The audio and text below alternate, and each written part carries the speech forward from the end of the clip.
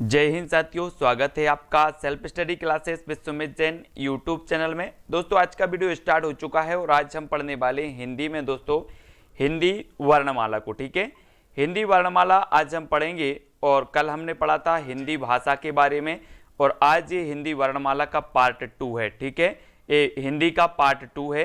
कल हमने वर्णमाला पढ़ लिया था, कल हमने हिंदी भाषा पढ़ ली थी, आज हम वर्णमाला पढ़ेंगे। ठीक है, सभी लोग चैनल को सब्सक्राइब कर लेना और बेल आइकन को जरूर दबाना है और बेल आइकन दबाकर ऑल पर क्लिक करना, जिससे नोटिफिकेशन आप तक पहुंचेगा डेली की क्लास का। ठीक है, तो दोस्तों स्टार्ट करते हैं बिना विलंब के आज का ये वीडियो। आपको क्या करना है, 9098609291। ठीक है, इस नंबर पर आपको दोस्तों व्हाट्सएप ग्रुप में आपको जुड़ जाना है। ठीक है, इसको अब दोस्तों आपको बताना है कि भाषा की सबसे छोटी इकाई क्या है। आज का जो अपना पहला प्रश्न है ना मनीष शर्मा जी, वेरी गुड, बताना है जल्दी, भाषा की सबसे छोटी इकाई कौन सी है। चार विकल्प हैं आपके सामने। पहला है शब्द, दूसरा है व्यंजन, तीसरा स्वर और चौथा है वर्ण। तो इनमें से सबसे छोटी इकाई बताना है दोस्तों। और आपको और एक पूछा जाता है दोस्तों कि अर्थ की दृष्टि से, एक पूछा जाता है भाषा की सबसे छोटी इकाई क्या है, एक पूछा जाता है अर्थ की दृष्टि से भाषा की सबसे छोटी इकाई क्या है। तो देखो, अगर प्रश्न इस प्रकार से आए कि भाषा की सबसे छोटी इकाई क्या है, तो आप लगा देना क्या, वर्ण। ठीक है, अगर यहां पर अर्थ लग जाए कि अर्थ की दृष्टि से भाषा की सबसे छोटी इकाई क्या है, अर्थ की दृष्टि से, तो अर्थ की दृष्टि से अगर आए तो लगा देना शब्द। ठीक है, यहां से दो क्वेश्चन बनते हैं। भाषा की सबसे छोटी इकाई होती है वर्ण, अर्थ की दृष्टि से भाषा की सबसे छोटी इकाई होती है शब्द। ठीक है, ये दोनों प्रश्न आपके क्लियर हो जाते हैं। फिर आपको बताना वर्णमाला कहते हैं, तो वर्णमाला आप पढ़ते आ रहे हैं दोस्तों। वर्णमाला किसे कहते हैं, शब्द के समूह को कहते हैं, वर्णों के संकलन को कहते हैं, शब्द गणना को कहते हैं, या फिर वर्णों के व्यवस्थित समूह को कहते हैं। अब ये चार विकल्प हैं, चार में से हमें चयन करना है वर्णमाला किसे कहते हैं, यानी कि प्रश्न क्रमांक 2 का उत्तर हमें बताना है ना। और 2 में आपने चयन किया है कि सर जो वर्णमाला कहते हैं वो ना शब्द के समूह को कहते हैं, ना वर्णों के संकलन को कहते हैं, ना शब्द गणना को कहते हैं। अगर वर्णमाला कहते हैं तो वो कहते हैं वर्णों के व्यवस्थित समूह को, यानी कि आपका जो डी नंबर है वो बिल्कुल सही हो जाएगा। वर्णों के व्यवस्थित समूह को कहा जाता है वर्णमाला, यानी डी नंबर बिल्कुल सही है। निम्न में से कंठ ध्वनियां कौन सी हैं दोस्तों, कंठ ध्वनि बताना है आपको, का, खा, या, रा, है ना, चा, जा या फिर टा, ड़ा। तो कंठ ध्वनि यानी कि जो कंठ से उच्चारित होती हैं, कंठ से जिनका उच्चारण होता है, वो ध्वनियां कौन सी होती हैं। आपने वर्ग के 5 जो है अक्षर पढ़े होंगे, है ना, वर्ग के जो 5 अक्षर होते हैं यानी कि 25 होते हैं, है ना। तो ये आपने पढ़े होंगे दोस्तों। और जो कंठ ध्वनियां होती हैं वो होती है का वर्ग, है ना। का वर्ग यानी कि जो 1 नंबर है वो बिल्कुल सही है। ठीक है, 1 नंबर आपका सही हो जाएगा। और अगला क्वेश्चन बिल्कुल सभी लोग सही बता रहे हैं। स्थान के आधार पर बताइए कि मूर्धन व्यंजन कौन से है। मूर्धन व्यंजन बताना है साथियों, गा, घा, जा, झा, डा, ढा या फिर पा, फा। अब मूर्धन व्यंजन, कंठ व्यंजन, तालव्य व्यंजन, ये सभी व्यंजन आपने पढ़े हैं। ठीक है, तो रुचि श्रीवास्तव और उषा जी, क्या हो जाएगा आपका प्रश्न क्रमांक 4 का, बिट्टू राजपूत, स्थान के आधार पर बताइए कि मूर्धन व्यंजन कौन से होते हैं। आपने देखा होगा कि कंठ, तालु, फिर उसके बाद आता है मूर्धा। ठीक है, अब मूर्धा की बात आती है तो मूर्धा जो होते हैं दोस्तों वो होते हैं डा, ढा, है ना, ये मूर्धा से उच्चारित होते हैं। और सी नंबर बिल्कुल सही बताया है। ठीक है, सी नंबर आपका बिल्कुल सही है। अगला आपको बताना है अल्प प्राण वर्ण कौन से हैं। अल्प प्राण और महाप्राण आपने पढ़े हैं दोस्तों, मैंने कई बार आपको पढ़ाया है कि सर अल्प प्राण जो होते हैं वो होते हैं वर्ग के कौन कौन से अक्षर होते हैं, 1, 3 और 5। ये जो अक्षर होते हैं 1, 3, 5 ये अल्प प्राण होते हैं। 2 और 4 जो होते हैं ये महाप्राण होते हैं। ठीक है, तो अब यहां पर अल्प प्राण कौन से आए दोस्तों, वर्ग के 1, 3, 5। तो का भी 1 है और गा भी 3 है, तो का और गा यानी कि जो बी नंबर है, बी नंबर बिल्कुल सही हो जाएगा, नरेंद्र अहिरवाल। ठीक है, बी नंबर नेक्स्ट आपको बताना है नासिक व्यंजन कौन सा है, नासिक व्यंजन बताना है दोस्तों। यहां पर 4 एक नंबर है सा, या, गा या फिर जा। तो नासिक व्यंजन आपने पढ़े होंगे और नासिक व्यंजन का हमें चयन करना है। और आपका प्रश्न क्रमांक 6 का बिल्कुल सही आंसर आ रहा है इया। ठीक है, इया जो है दोस्तों ये नासिक व्यंजन माना जाता है। ठीक है, बी नंबर आपका बिल्कुल सही हो जाएगा, बी नंबर बिल्कुल सही बताया है। अगला है ए ऐ वर्ण क्या कहलाते हैं, ए ऐ वर्ण बताना है तनुजा मीना जी। 7 का उत्तर ए ऐ वर्ण ये क्या कहलाते हैं। तो आपका फतेह सिंह जी क्या उत्तर हो जाएगा प्रश्न क्रमांक 7 में। ए ऐ वर्ण नासिक कहलाते हैं, मूर्धन्य कहलाते हैं, ओष्ठ कहलाते हैं या फिर कंठ तालब। यानी कि उच्चारण की दृष्टि से हमें ए ऐ वर्ण बताना है कि ये किस प्रकार के हैं। तो ए और ऐ होते हैं क्या, कंठ तालब। कंठ तालब बिल्कुल सही है मोहन सिंह जी, डी नंबर सही हो जाएगा। ठीक है, कंठ तालब आपका ए ऐ वर्ण जो होते हैं वो कंठ तालब होते। ठीक है, हिंदी वर्णमाला में अयोग वाह वर्ण कौन से हैं, अयोग वाह वर्ण बताना है।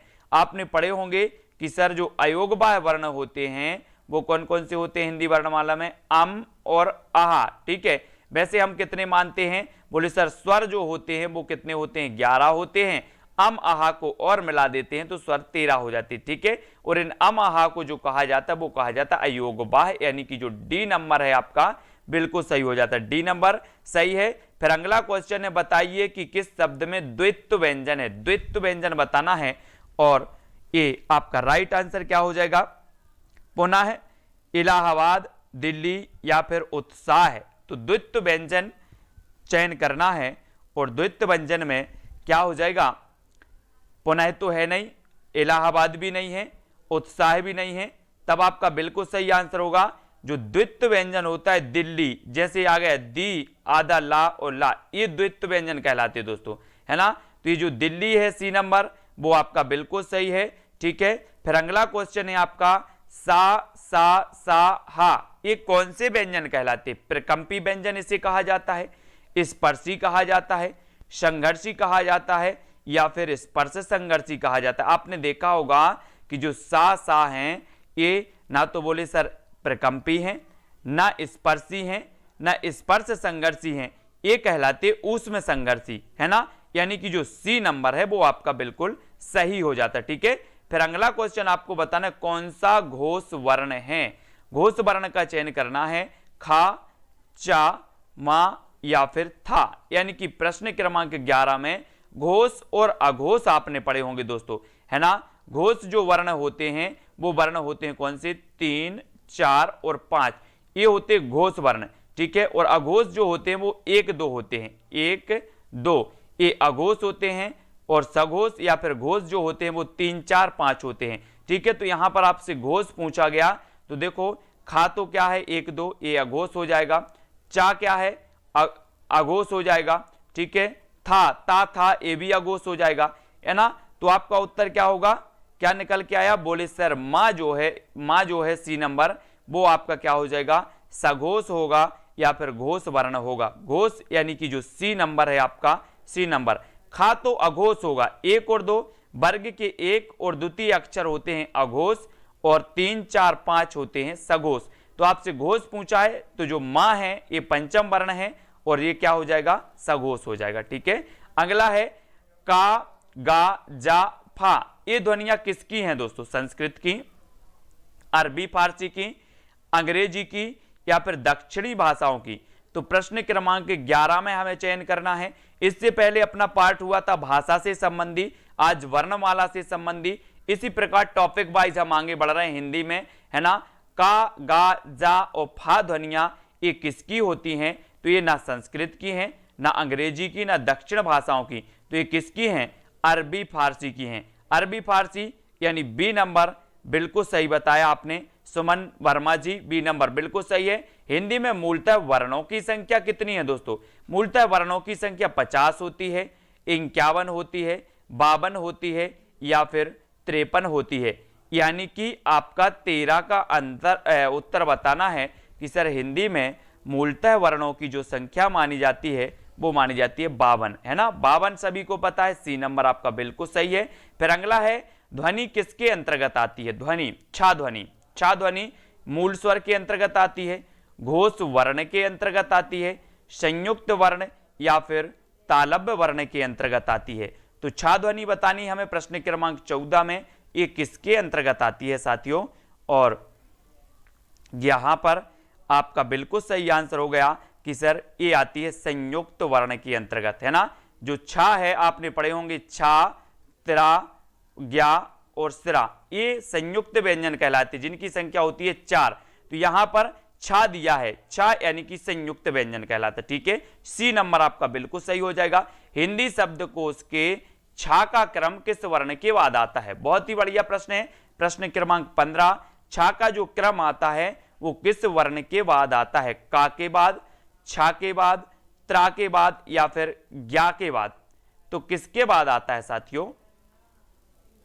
और आपने बिल्कुल सही चयन किया है कि सर जो छा का क्रम आता है वो आता है का के बाद, है ना।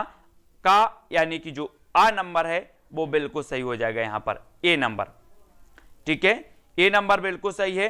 फिर अगला क्वेश्चन देखते हैं लाना बानो जी, ज्ञा वर्ण किस वर्णों के संयोग से बना है? ज्ञा वर्ण बताना है, तो किसके संयोग से बना है? ये ज्ञा जो है ये संयुक्त वर्ण माना जाता है, आपको पता होगा, लेकिन ये संयुक्त वर्ण तो है, लेकिन ये किसके संयोग से बना है ये चीज भी बताना है। जा, इया, आधा जा, इया, जा, धा या फिर जा और या, तो किसके संयोग से ये बनता है? उमंग कुमार जी प्रश्न क्रमांक 16 में, और बोले सर जो ज्ञा ज्ञानी वाला ज्ञा है ये बनता है आपका आधा जा और इया, आधा जा और इया, यानी आपका जो बी नंबर है, बी नंबर वो बिल्कुल सही है, ठीक है, बी नंबर सही हो जाएगा। फिर अगला है अघोष वर्ण कौन सा है दोस्तों? अघोष यानी कि प्रश्न क्रमांक 17। अभी हमने देखा था कि वर्ग के जो एक और द्वितीय अक्षर होते हैं वो कहलाते अघोष, 3 और 4 और 5 ये जो होते हैं ये कहलाते सघोष या फिर इन्हें घोष भी कहा जाता है, ठीक है। तो यहां पर आपसे पूछा है अघोष वर्ण कौन से हैं? तो आ, जा, झा, हा या फिर सा। तो हमने देखा कि जो अघोष वर्ण बतानी है, और अघोष वर्ण में आपका सही उत्तर होगा दोस्तों कि जो सा है, सा, डी नंबर वो सही हो जाएगा, ठीक है। डी तनुजा जी, जो सा है ये अघोष वर्ण के अंतर्गत आता है, ठीक है, अघोष वर्ण के अंतर्गत सा नंबर, ठीक है। तो डी आपका बिल्कुल सही होगा। और घा का उच्चारण स्थान कौन सा है? घा, घा का मूर्धा, कंठ, तालु या फिर दंत, यानी कि प्रश्न क्रमांक 18 में हमें चयन करना, घा घड़ी वाला घा दिया है और इसका उच्चारण स्थान बताना है। तो का, खा, गा, घा। अब हम पढ़ते का, तो का वर्ग जितना भी है वो काय से उच्चारित होता है? कंठ से, है ना, कंठ से। तो ये घा का जो उच्चारण स्थान है वो काय से हो जाएगा? बोले सर ना तो मूर्धा है इसमें, न तालु से होता है, न दंत से होता है, किससे होता है? फिर कंठ से होता है, यानी बी नंबर आपका बिल्कुल सही हो जाएगा, ठीक है, बी नंबर। फिर अगला क्वेश्चन बताने इनमें संयुक्त व्यंजन कौन सा है? संयुक्त व्यंजन बतानी है इनमें ढ़ा है, ज्ञा है, डा है या फिर ड़ा है, यानी कि प्रश्न क्रमांक 19 में हमें चयन करना है संयुक्त व्यंजन कौन सा है। और संयुक्त व्यंजन दोस्तों आपने पढ़े हैं कितने होते हैं आंसू जी? 4 प्रकार के होते हैं ना। तो संयुक्त व्यंजन ना तो ढा है, ना डा है, ना ड़ा है, तो कौन सा है? ज्ञा। ज्ञा यानी कि आधा जा और इया बन के बनता है ज्ञा। तो ये जो है संयुक्त वर्ण के अंतर्गत आता है, ठीक है। फिर कौन सा वर्ण उच्चारण की दृष्टि से दंत नहीं है? दंत कौन सा नहीं है? अब यहां पर नहीं है पूछा है, तो दंत कौन सा नहीं है? ता, ना, दा या फिर टा, यानी कि प्रश्न क्रमांक आपका 20 है। और कौन सा उच्चारण है जो वर्ण की, कौन सा वर्ण है उच्चारण की दृष्टि से दंत नहीं माना जाता? तो वो दंत आपका नहीं माना जाता दोस्तों, कौन सा? टा। टा दंत नहीं है। ता, था, दा, धा, ना ये आपके दंत वर्ण के आते हैं। आपने पढ़ा है कि जो ता वर्ग होता है, ता वर्ग ये दंत, इसका जो उच्चारण स्थान होता है वो दंत से होता है ना। तो ये ता, था, दा, धा, ना जो हैं एक ही वर्ण के हैं, ता वर्ग के हैं। तो जो टा है ये चा वर्ग का है, तो आपका डी नंबर बिल्कुल सही हो जाता है, ठीक है। फिर है जिन शब्दों के अंत में आ आता है उन्हें क्या कहते हैं? क्या कहते हैं, अनुस्वर कहते हैं, अयोगबाह कहते हैं, अंतस्थ कहते हैं या फिर अकारांत कहते हैं दोस्तों। तो जिन शब्दों के अंत में आ आता है, ये क्वेश्चन कई बार पूछा गया है भूपेंद्र रजक जी, ये 21 का हमें बताना है कि जिन शब्द के अंत में आ आता है उन्हें क्या कहा जाता है। और आपका बिल्कुल सही आंसर आपने बताया है कि सर इन्हें कहा जाता है अकारांत। अकारांत यानी कि जो डी नंबर है वो बिल्कुल सही हो जाएगा, ठीक है, अकारांत आपका सही आंसर होगा। छा वर्ण किसके योग से बनता है, जो छित्री वाला छा है ये वर्ण किसके योग से बनता है साथियों, का और सा के, यहां पर आधा का है, ठीक है, आधा का और सा के, का और चा के, का और छा के, का और सा के। तो ये जो छा वर्ण है, छा ये संयुक्त वर्ण है, ठीक है। अब ये किसके संयोग से बनता है ये हमें बताना है। तो किसके संयोग से बन जाता है छा वर्ण, और सभी लोग वीडियो को लाइक जरूर कर देना। और आपका सही होगा कि सर आधा का और सा मिलकर के हो जाते हैं छा, ठीक है। तो आपका जो ये नंबर है वो बिल्कुल सही है, ठीक है, ये नंबर। और अगला क्वेश्चन आ जाता है कि हिंदी वर्णमाला से स्वरों की कुल संख्या कितनी, हिंदी वर्णमाला में स्वरों की संख्या कितनी है, 10 है, 11, 12 या फिर 14। अब यहां पर उत्तर आपका आया है प्रश्न क्रमांक 23 में, तो आप क्या उत्तर लगाओगे, आप क्या पढ़ते हो, मूलतः कितने होते हैं हिंदी वर्णमाला में, 11 होते हैं सर बोले। अब इनमें अम और आहा और अयोगबाह मिला दिए जाएं तो इनकी संख्या हो जाती है 13, लेकिन यहां पर ऑप्शन में आपका क्या है 11, तो आपका उत्तर लगाना है 11, ठीक है। हिंदी वर्णमाला में स्वरों की संख्या होती है कितनी, 11, और बी नंबर आपका बिल्कुल सही हो जाता है, ठीक है।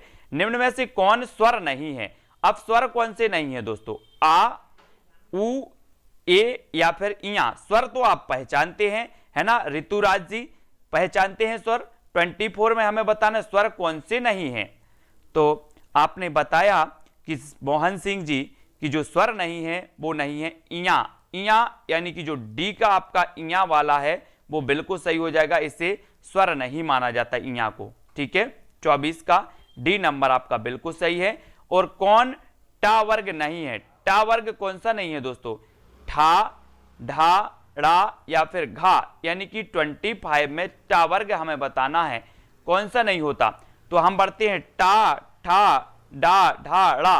तो ये तीन तो अपन ने पढ़े हैं कि ये सर क्या है, ठा वर्ण के अंतर्गत आते हैं, लेकिन कौन सा नहीं आता, जो घा है, घा, ये आपका टा वर्ग के अंतर्गत नहीं आता, है ना। ये तो अपन ने पढ़े हैं कि ये चा वर्ण के, ये टा वर्ग अलग है, टा वर्ग अलग है ना।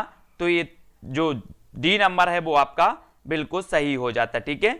हिंदी वर्णमाला में व्यंजनों की संख्या कितनी होती है, अब 26 का आंसर आसान है, 32, 34, 33 या फिर 36, यानी कि 4 विकल्प हैं। वर्णमाला में व्यंजनों की संख्या बतानी है, और वर्णमाला व्यवस्थित वर्णों के व्यवस्थित समूह को कहा जाता है सोनू सिंह जी, है ना। तो हिंदी वर्णमाला में जो व्यंजनों की संख्या है वो मानी जाती है 33। कितनी मानी जाती है, 33, है ना। स्वरों की संख्या 11 मानी जाती है, और 2 और मिला दिए जाएं तो 13 हो जाती है, अम, आहा, ठीक है। लेकिन व्यंजनों की संख्या 33 मानी जाती है, और कुल वर्णों की संख्या हो जाती है 52, ठीक है। ये तो आपको क्लियर है।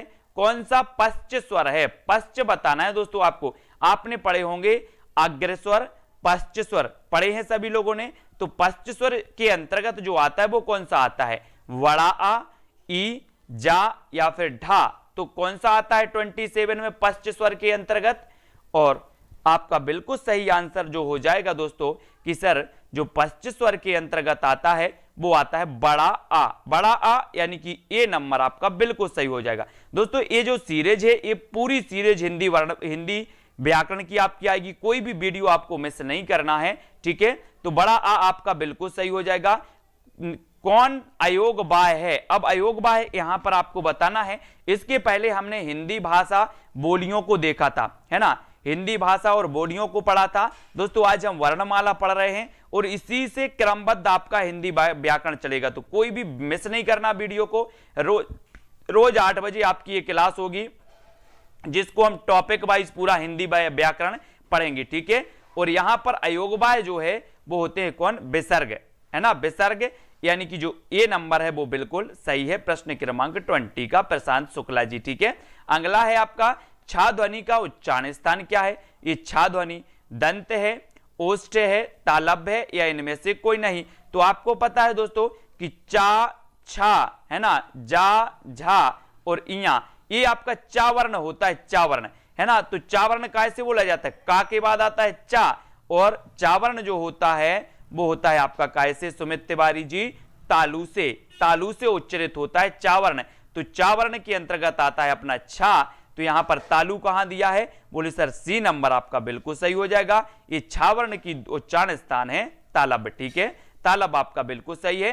फिर आपसे पूछा जाता है कौन एक संयुक्त व्यंजन नहीं है? संयुक्त व्यंजन नहीं है बताना है, छा, सा, त्रा या फिर ज्ञा, तो ये हमें बतानी है। और आपको पता है दोस्तों कि जो संयुक्त व्यंजन है वो कितने प्रकार के हैं? संयुक्त व्यंजन 4 हैं। बोले सर कौन कौन से हैं? तो हमने पढ़ लिया छा, त्रा, ज्ञा और सिरा, ये 4 प्रकार के संयुक्त व्यंजन हैं। और यहां पर छा दिया है, त्रा दिया है, ज्ञा भी दिया है, सा जो है ये आपका संयुक्त व्यंजन नहीं होता, यानी बी नंबर आपका बिल्कुल सही हो जाता, बी नंबर, ठीक है। फिर अगला क्वेश्चन देख लेते हैं, तालब्य व्यंजन कौन सा है? तालब्य यानी कि 31 का चयन करना है, चा, छा, जा, झा, है ना, टा, ठा, डा, ढा, ता, था, दा, धा, पा, फा, बा, भा, यानी कि 4 विकल्प हैं। और तालब्य व्यंजन हमसे पूछा गया है, तो तालब्य में आपको चयन करना है। हमने देखा कि जो का वर्ण है वो कंठ से उच्चारित होता है, ठीक है। फिर का के बाद चा वर्ण आता है, तो चा वर्ण हमारा तालब्य से यानी कि तालु से उच्चारित होता है। तो यहां पर एक दिया है दोस्तों कौन सा? चा, छा, जा, झा, यानी कि ये काय से हो जाएगा? तालु से उच्चारित होगा, यानी ए नंबर, 1 नंबर आपका बिल्कुल सही हो जाता है, 1 नंबर, ठीक है। फिर अगला क्वेश्चन हम देखेंगे, या, रा, ला, वा किस वर्ग के व्यंजन हैं? कभी कभी आपसे पूछा जाता है दोस्तों कि अंतस्थ व्यंजनों की संख्या कितनी होती है? तो आप बता देना 4 होती है अंतस्थ व्यंजनों की संख्या, जिसके अंतर्गत कौन कौन से आते हैं? तो बोले सर या, रा, ला, वो जो हैं ये ना तो तालब्य हैं, ना ऊष्म हैं, ना ओष्ठ हैं, ये सीधे क्या कहलाते हैं? ये कहलाते हैं आपके अंतस्थ व्यंजन। अंतस्थ यानी कि जो आपका बी नंबर है वो बिल्कुल सही हो जाएगा, ठीक है, बी नंबर, सी नंबर आपका सही हो जाएगा, अंतस्थ व्यंजन, ठीक है, अंतस्थ आपका सही होगा। फिर अगला आपको बताना, अनुनासिक का संबंध होता है तो किससे होता है? अनुनासिक यानी कि 33 का आंसर हमें चयन करना है दोस्तों। और अनुनासिक का जो संबंध होता है वो केवल नाक से होता है, केवल मुंह से होता है, केवल नाक और मुंह दोनों से होता है, या इनमें से किसी से नहीं। तो अनुनासिक का संबंध किससे होता है? एक प्रश्न कई बार पूछा भी गया है, तो आपको बताना है। और आपने चयन भी किया है कि सर जो अनुनासिक का संबंध होता है के द्विवेदी जी, वो नाक और मुंह दोनों से होता है, केवल नाक से नहीं होता, है ना। कैसे होता है? नाक और मुंह दोनों से, और सी नंबर आपका बिल्कुल सही हो जाता है आंसू जी, अनुनासिक का संबंध नाक और मुंह दोनों से होता है, ठीक है। फिर अगला है, अनुनासिक व्यंजन कौन से होते हैं? वर्ग के प्रथम अक्षर होते हैं, वर्ग के तृतीय अक्षर होते हैं, वर्ग के चतुर्थ अक्षर या वर्ग के पंचम अक्षर। तो अनुनासिक व्यंजन के बारे में हमें बताना है, और ये कौन से कहलाते हैं? हमने पढ़ा है दोस्तों कि जो अनुनासिक व्यंजन होते हैं ये जो होते हैं वर्ग के कौन से अक्षर हो जाते हैं? वो होते हैं पंचम अक्षर। यस रत्ती जी, आकाश सिंह जी, पंचम अक्षर। पंचम अक्षर जो होते हैं, जैसे पढ़ते ना हम, ये पहले इंग्या आता है, यम, है ना, और ये रा आता है, ना, मा आता है, ये पंचम अक्षर जो आते हैं, पंचम अक्षर, वो आपके अनुनासिक व्यंजन कहलाते हैं। ये भी आपको याद रख लेना, डी नंबर आपका सही हो जाएगा। हिंदी वर्णमाला में स्वरों की संख्या कितनी है? तो फिर से आपसे पूछ लिया गया, तो आपने बता दिया कि सर हिंदी वर्णमाला की बात हो रही है तो स्वरों की संख्या कितनी मानी जाती है? मूलतः 11 मानी जाती है। 2 स्वर और आपके मिल जाते हैं, अम और आहा, तो आपकी हो जाती है 13, ठीक है। तो इस प्रकार से यहां पर ऑप्शन 11 है, तो आप 11 लगा देना। कंठोष्ठ ध्वनि का उदाहरण कौन सा है? यानी कि प्रश्न क्रमांक 36 में कंठ और ओष्ठ से जिनका उच्चारण होता है ना, वो कहलाते हैं, तो क्या कहलाते हैं? अदिति गुप्ता जी, कविता शर्मा। प्रश्न क्रमांक 36 में कंठोष्ठ ध्वनि कौन सी है? और ए, का या फिर तालब? तो देखो तालब तो है नहीं, का तो कंठ से बस बोला जाता है ना, ये तो है नहीं। तो जो और है, और एक कंठोष्ठ ध्वनि है, यानी कि आपका सही उत्तर हो जाएगा विकल्प नंबर ए। ये क्या होता है? कंठोष्ठ ध्वनि होती है। कौन सी? और आपका बिल्कुल सही हो जाता है रोहित कुमार जी। ठीक है, फिर दोस्तों अगला क्वेश्चन है आपका, भाषा निर्माण की इकाइयों का सही अनुक्रम क्या होता है ना? भाषा निर्माण, भाषा का निर्माण कैसा होता है, किन किन इकाइयों के क्रम से होता है, ये हमें बताना। अनिल यादव जी, शब्द, ध्वनि, वाक्य, पद, शब्द, वाक्य, ध्वनि, पद, पद, वाक्य, ध्वनि, शब्द, या फिर ध्वनि, शब्द, पद, वाक्य। अब इनमें से आराम से चयन करना है। सबसे पहले क्या आती है? बोले सर सबसे पहले तो आती है ध्वनि। अब ध्वनि से क्या बनती है? शब्द बनते हैं ध्वनि के व्यवस्थित से, है ना। अब शब्द से क्या बनता है? शब्द से पद बन जाता है, और पद से जो बनता है वो बनता है वाक्य। ठीक है, तो सबसे पहले आई ध्वनि, फिर आ गया शब्द, फिर पद, और पद से बनता है वाक्य, और वाक्य से दोस्तों अपनी भाषा का निर्माण हो जाता है। तो भाषा निर्माण की इकाइयों का जो सही क्रम है वो डी नंबर आपका बिल्कुल सही हो जाता है। ठीक है, सही। नीतू अहरवाल और मनीषा जी, प्रयत्न के आधार पर ला किस प्रकार की ध्वनि मानी जाती है? यानी कि 38 का हमें चयन करना है, प्रयत्न के आधार पर बताना है। ला जो दिया है ये किस प्रकार की ध्वनि है? पार्श्विक है ना, पार्श्विक है, या फिर उत्क्षिप्त है, या प्रकंपित है, या फिर संघर्षहीन है। ये किस प्रकार की ध्वनि मानी जाती है? सरस्वती जी, धर्मवीर जी, प्रश्न क्रमांक 38 में, और आपने चयन किया है कि सर ये जो प्रयत्न के आधार पर ला है ये ध्वनि मानी जाती है कौन सी? और बहुत बढ़िया प्रदीप शर्मा जी, उत्तर हो जाएगा आपका कौन सा? ए नंबर, ए यानी कि पार्श्विक मानी जाती है, और ये आपका बिल्कुल सही हो जाता है। ठीक है ना, तो सही, बिल्कुल सही है। हेमंत जी, ए नंबर जिन्होंने बताया उनका आंसर बिल्कुल सही है, पार्श्विक आपका सही हो जाएगा। अब दोस्तों हमने कल भी ये क्वेश्चन पूछा था, और कल क्वेश्चन जो पूछा था कि कौन सी बोली पहाड़ी हिंदी के अंतर्गत आती है, तो पहाड़ी हिंदी के अंतर्गत आती है तो कौन सी आती है? कुमाऊनी आती है दोस्तों, है ना। कहीं कहीं पर देखो कौन कौन सी देती है, नेपाली इसमें दी रहती है। ठीक है, कुमाऊनी भी दी रहती है। ठीक है, और एक और होती है गढ़वाली। ठीक है, गढ़वाली ये भी है। ठीक है, तो याद रख लेना। ये वैसे जो नेपाली है अधिकांश विद्वान इसको नेपाली को नहीं मानते। हिंदी की जो बोलियां मानी गई हैं वो 17 मानी गई हैं, जिसमें नेपाली को नहीं माना गया है। तो अब आपको क्या करना है, इसको जो पहाड़ी हिंदी है बोले पहाड़ी, घरवाली, कमाऊनी है। कैसे याद रखोगे?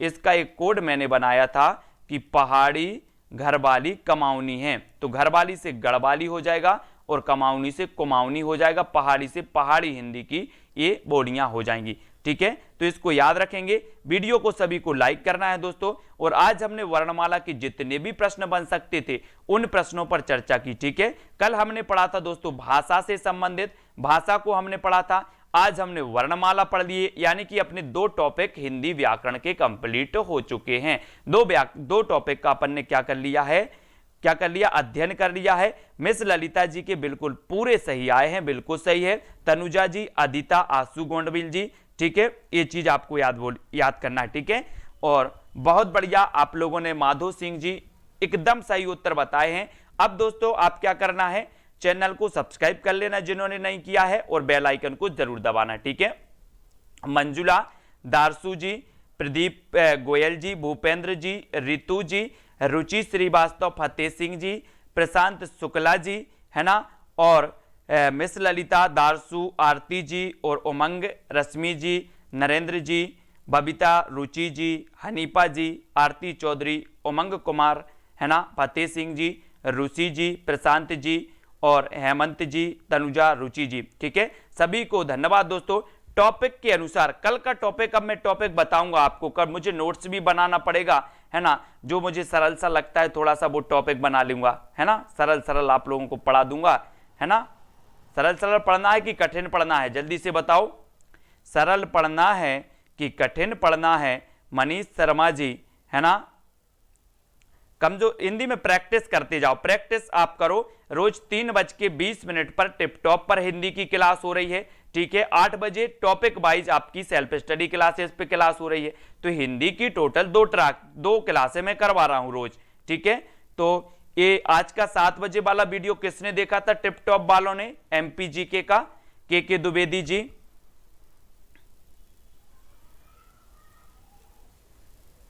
हाँ बिल्कुल, प्रशांत शुक्ला जी, सोधम नितेश जी, हिंदी में जितने भी टॉपिक आएंगे सारे टॉपिक अपन करवाएंगे, ठीक है। सारे टॉपिक हिंदी में जितने टॉपिक आ रहे हैं, जो एमपी टेट के लिए भी सही होगा, ठीक है, और आपका जेल प्रहरी के लिए भी सही होगा, ठीक है, और एमपीएसआई पुलिस और भी आपकी नेट पीजीटी कोई भी एग्जाम हो, ये सबके लिए सही होगा। अपन हिंदी व्याकरण टॉपिक वाइज पढ़ रहे हैं, ठीक है। ऋतुराज, दीपक जी और राजेंद्र और ममता एमसी जी, ठीक है। तो सभी को धन्यवाद दोस्तों, सभी लोग वीडियो को लाइक जरूर करें, ठीक है।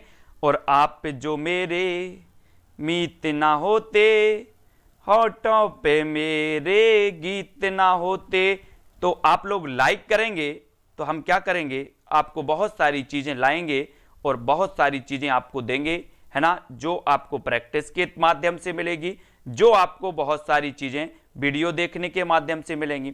तो अपन पढ़ते रहें, आगे बढ़ते रहें। नेक्स्ट वीडियो हिंदी का होगा, हिंदी साहित्य का, ठीक है। तो वीडियो को लाइक करें। मंजुला, प्रदीप गोयल, किरण जी, राजेंद्र कुमार जी, सभी को धन्यवाद। सभी लोग वीडियो को लाइक और शेयर अवश्य करते रहें, ठीक है। और आज की वीडियो के लिए बस इतना ही।